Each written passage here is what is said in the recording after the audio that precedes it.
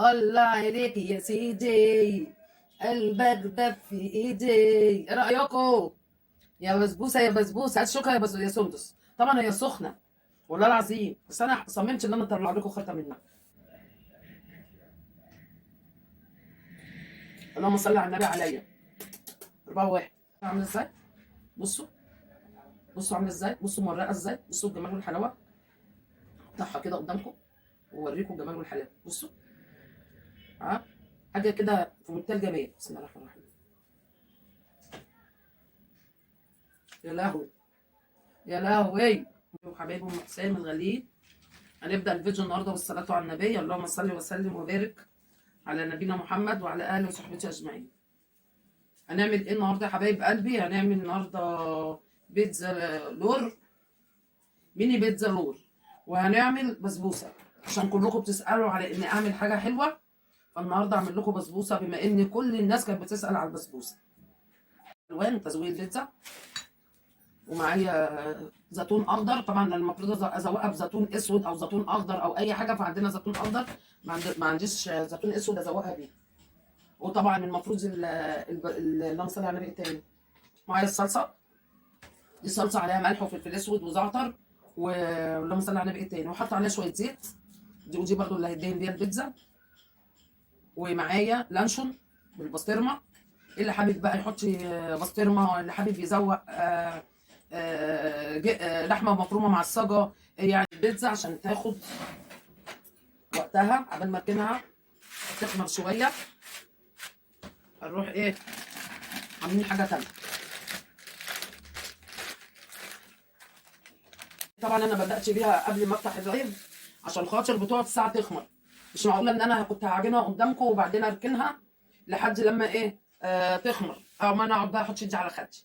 طبعا انا كاتبه لكم كل اللي هيسال دلوقتي عايز المقادير بتاعه البيتزا، انا كاتباها لكم على اللايف ماشي. واول ما اقفل الفيديو هينزل لكم في صندوق الوصف كاتبه لكم طريقه البسبوسه وطريقه الايه البيتزا. كل اللي عايز حاجه يخش يشوفها جوه وايه ويعملها بالظبط، لان مهما اقول مقادير طبعا بيبقى في خطوات في العمايل ماشي. كده الايه العجينه اهي، اقسمها 2 بالظبط اهو، 2 الاثنين قد بعضي. اخد الجزء ده كده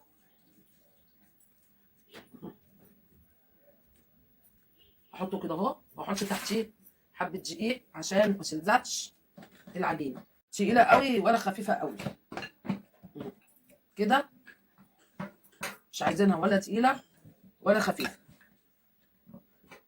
ولا تخلوها تخينه. ظبطوا الدنيا كده، وحاجه من الاثنين، لا اما تبقى مدوره كده لا اما تبقى مستطيله العجينه ماشي كده. طبعا الصلصه دي معموله حاطه فيها زعتر وحاطه فيها حبه ملح صغيره وفلفل اسود وايه، ودي اللي هندهن بيها. اللهم صل وبارك على نبينا محمد، صلوا على النبي.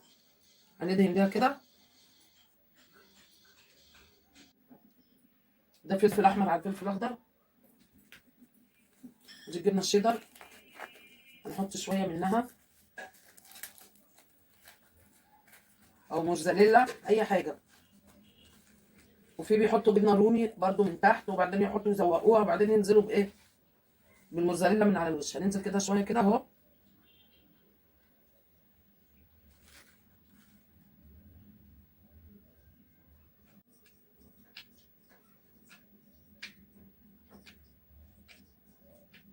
زين، انتوا اللي هتاكلوا، فاعملوها بقى قليل كتير براحتكم بقى.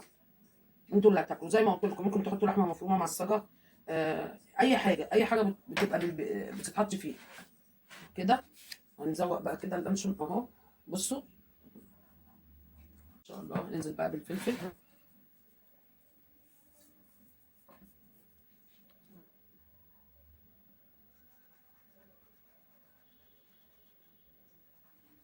تاني من على الوش بشويه موزاريلا تاني.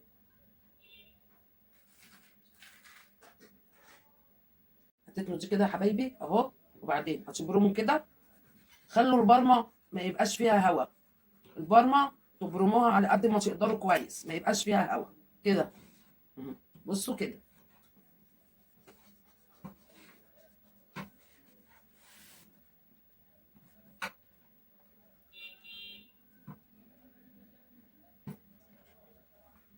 طبعا هقفلها بقى من هنا كده اهو،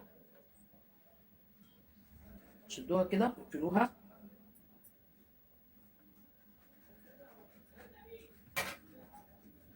حاولوا تظبطوها من كل حته كده.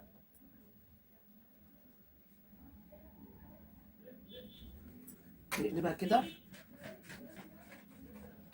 بصوا بقى كده، افردوا واعدلوا اهو، افردوا واعدلوا زي ما انتوا عايزين. هي كده ريحت العجينه، فهتيجي معايا ومش هتلم.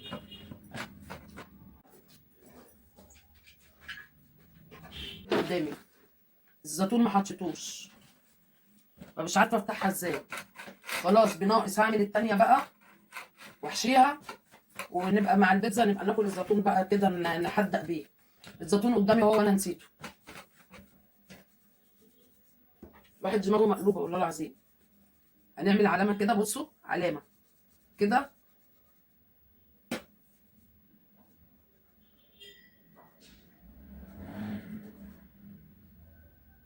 العلامه دي عشان تخليني اقطعها كلها مقاس واحد، ما تبقاش واحده اكبر من التانيه.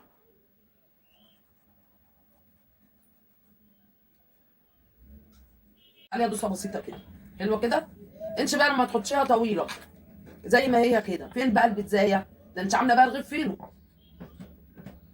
انا نسيت احط زيتون، دي حطيت لها زيتون. ومصلحه اللي انا ما حطيتش زيتون، لان بسمله ممكن مش هتاكل الزيتون الاخضر فيها، ممكن بتاكل الزيتون الاسود. فدي انا وسندس بقى بنحب ده. سوقوها، شيلوها بالراحه وحطوها في الصاج او في الصينيه، ودوسوا عليها بايديكم وهي في الصينيه او في الصاج، وزوقوها زي ما هي كده. لو عايزين انتوا تدخلوها كده يعني عادي. انا عامله نفس العجينه ونفس الكلام دوت، بس انا حبيت ان انا اعمل لكم الميني بيتزا لسبب. اللي كل واحده ولا كل اتنين وشبع، ممكن الباقي هيتحط مثلا في قلب كيس او اي حاجه وتسخنوه بعد شويه تاكلوه. ماشي يا حبايب قلبي. ما بتتحطش كده زي ما هي موقفاها انا، لا هتتحط تداس كده عليها لازم. اهو بصوا كده بقى. كوبايتين سكر على كوبايتين ده ميه. الشربات، ومعانا هنقطع نص ليمونه، لان انا هعمل الشربات قدامكم برضه. اهو حلو كده، حلو كده. ماشي يا حبيبتي، من العسل. ده الشربات اللي انا عاملاه. ماشي اهو. 3 كوبايات سميد.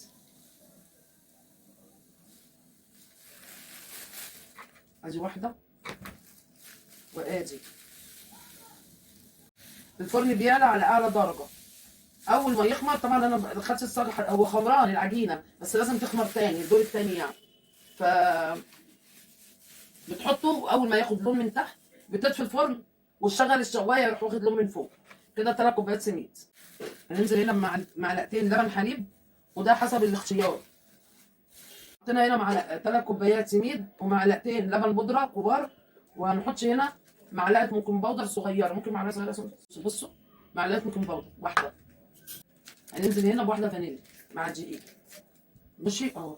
معانا نص كوبايه سمنه. يستحسن السمنه تكون بلدي عشان تبقى ريحتها وطعمها في البسبوسه حلو. ونص كوبايه ميه.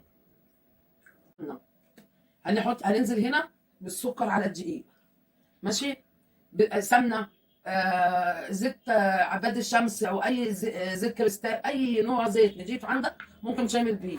ما توقفش نفسك على حاجه. عندك سمنه نباتي اعمل سمنه نباتي، اللي عايز يعمل سمنه كريستال، سمنه روابي، سمنه اي بتنجان سمنه. بصوا كده بقى اهو، نص كوبايه سمنه مع نص كوبايه ميه. اولع عليهم هنا لما يغلوا، وبعدين لما يغلوا واطفي عليهم، مش هحطهم، استنى لما يبردوا شويه. ماشي اهو. ماشي، يعني انا هجربها كده بصباعي اهي. صباعي اتحط اهو يا جماعه، ما اتلسعش، شايفين اهو. انا ما سخنتش الميه قوي. انزل بقى كده اهو، وكل ده على الدقيق. حلو كده. هقلبها كده مع بعضها، وبعد كده هعجن بايديا. والعجينه يعني مش هنعجن بقى عجينه اكنها عجينه بقى بالخميره هنقعد نلسها، لا.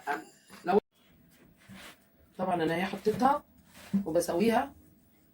ما تستعجلوش، ما تستعجلوش، سووا الحاجه حلو.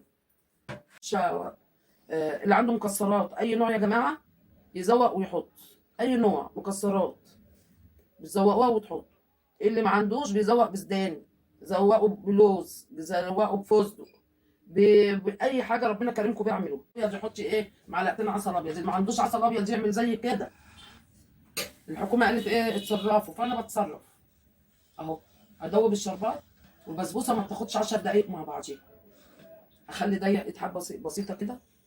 بصوا معانا نص فص ليمون بس. طبعا البسبوسه مش لازم تبقى مززه بقى اهو. هنحطه على الشربات. انت هتحط كيس فانيليا يا حاج؟ اهو على الشربات. اغلي كده وسخنه علشان تطلع سريعه البسبوسه وتسقيها وهو سخن. هي سخنه وهو سخن. وهوجوا كده مع بعض. طبعا دي اكيد دي الاولانيه اللي هي الساده اللي ما فيهاش زيتون يا بسمله. صح؟ ودي الثانيه يا جماعه. بصوا عايزه اوريكم طريقه ازاي وهشه ازاي. اللهم صل على النبي. بسم الله الرحمن الرحيم. بصوا الممرقه طالعه عامله ازاي. بصوا بصوا عامله ازاي. بصوا مورقه ازاي. بصوا الجمال والحلاوه. افتحها كده قدامكم واوريكم الجمال والحلاوه. بصوا ها حاجه كده في منتهى الجمال. بسم الله الرحمن الرحيم. يا لهوي يا لهوي تحفه وحياه ربنا تحفه. يعني انا مش هحلف بالله كذب علشان قاعده على لايف. تحفه تحفه تحفه. اهو شفت الدخان اول ما فتحت اهو.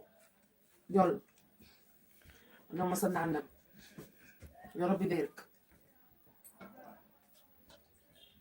طبعا العسل بيبقى خفيف مش عائد.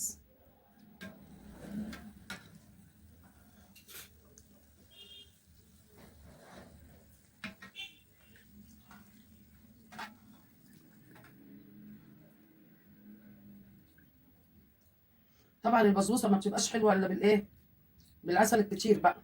تدوها عسل بغطا حله باي حاجه كده. تكتموا الدخنه دي اللي طالعه منها فيها وتسيبوها شويه عشان ايه تتشرب العسل. فطول ما انتوا كاتمينها كده ومغطيتوها طول ما البخار بتاعها هيكتم فيها هتروح تشرب من العسل وتستهدى بقى شويه كده. وتبتدوا بقى تقطعوها بعد ما تستهدى بعد ما تبرد. ما تطلعوهاش وهي لسه سخنه عشان خاطر ما تتكسرش منكم وتتقطع منكم اهو كده بقى عشان تبقى طريه وشربت العسل بتاعها. 5 دقايق 5 دقايق هتلاقوا شربت العسل بس. واديله وجه قطعوها كده مكعبات تقطعات كده صغيره. الله عليك يا سيدي قلبك ده في ايدي. ايه رايكم يا بسبوسه يا بسبوسه؟ هات شوكه يا سندس. طبعا هي سخنه والله العظيم بس انا صممت ان انا اطلع لكم خرطه منها. يا لهوي يا فرج. بصوا يا فرج. بصوا الجمال والحلاوه دي بتقع بتقع. بصوا